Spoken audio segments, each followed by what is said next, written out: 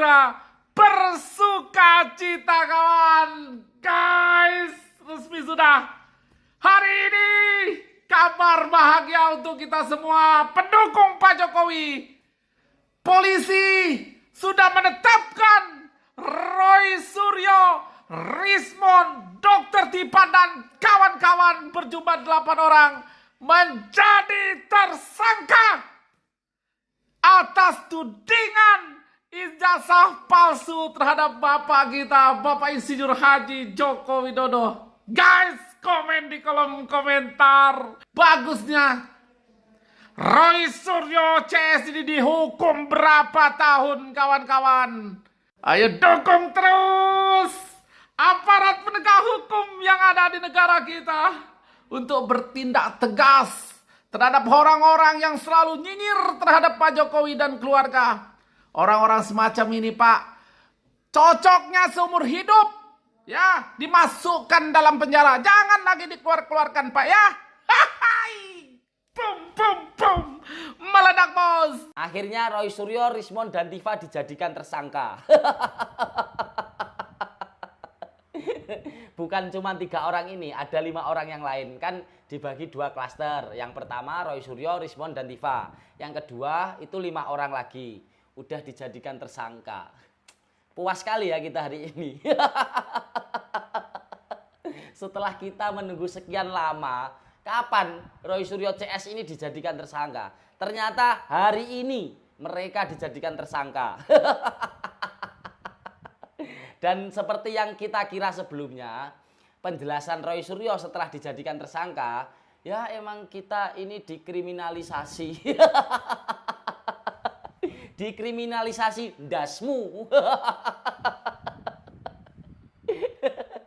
Kita puas ya hari ini teman-teman. Sebagai pendukung Pak Jokowi, pendukung Mas Gibran, pendukung PSI, ya pasti puas lah melihat berita ini. Berarti kepolisian bekerja dengan baik. Alhamdulillah. Tapi pendapat kalian gimana teman-teman? Tulis pendapat kalian di kolom komentar. Salam Jigigis. Alhamdulillahirabbil alamin, ya Allah wa syukurillah wala haula wala quwata illa billah. Terima kasih Pak Jenderal Asep Edi, Bapak Kapolda Metro Jaya telah menetapkan Roy Panci CS sebagai tersangka. Ada 8 orang. Ya Allah, alhamdulillah. Akhirnya Roy Suryo jadi tersangka atas dugaan fitnah terhadap ijazah Pak Jokowi. Alhamdulillah ya Allah, terima kasih ya Allah. Kami Pro Gibran akan mengawal masalah ini. Terima kasih Pak Kapolda, bravo Polri. Terima kasih Pak Listio Sigit Prabowo. Terima kasih, memang Polri is the best.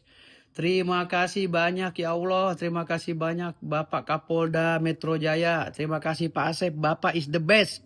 Bapak calon Kapolri masa yang akan datang. Insya Allah. Terima kasih Pak Kapolda. Aduh, akhirnya saya puas. Puas Roy Suryo dan kawan-kawan jadi tersangka. Terima kasih. Dan kami Pro Gibran akan terus mengawal seluruh prosesnya. Dan kami akan jaga Polri dari antek-antek tikus-tikus ya yang selalu menghina Pak Jokowi dan Mas Gibran. Bravo Gibran. Dan didukung dengan dukungan hasil penyidikan yang komprehensif, ilmiah, dan pemeriksaan berbagai ahli dari bidangnya masing-masing.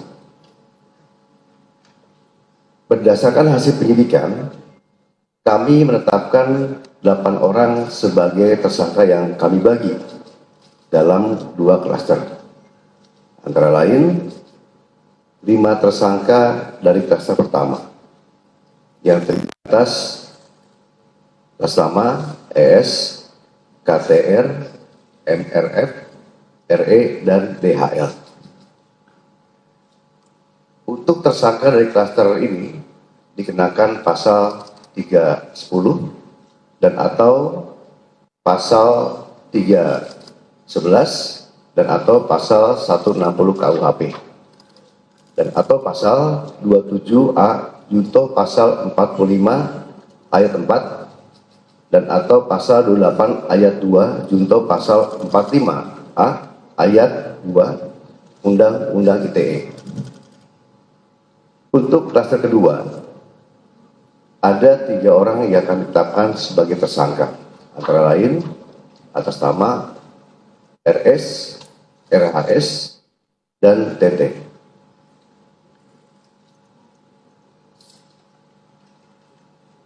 Tersangka pada klaster 2 dikenakan pasal 310 dan atau pasal 311 KUHP dan atau pasal 32 ayat 1 junto pasal 48 ayat 1 dan atau pasal 35 junto pasal 51 ayat 1 dan atau pasal 27A junto pasal 45 ayat 4 dan atau pasal 28 ayat 2 junto pasal 45A ayat 2 Undang-Undang ITE.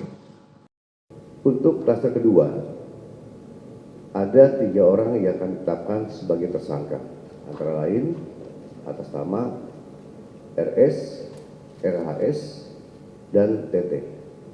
Polda Metro Jaya telah menetapkan 8 orang tersangka dalam perkara pencemaran nama baik, fitnah, dan manipulasi data elektronik yang dilaporkan oleh Bapak Insinyur Haji Joko Widodo. Penetapan ini dilakukan setelah melalui proses asistensi dan gelar perkara, di mana proses tersebut melibatkan ahli dan pengawas, baik dari eksternal maupun internal. Untuk ahli yang dilibatkan adalah ahli pidana, ahli ITE, ahli sosiologi hukum, ahli komunikasi sosial, dan ahli bahasa. Itu yang kita minta keterangan sebagai saksi ahli. Selanjutnya perlu kami sampaikan bahwa gelar perkara penetapan tersangka yang dilaksanakan di Direktorat Reserse Kriminal Umum juga melibatkan dari eksternal, ya, dari Wasda, dari Wasidik, ya, Propam, dan juga Bikum, dengan dukungan hasil penyidikan yang komprehensif, ilmiah, dan pemeriksaan berbagai ahli dari bidangnya masing-masing.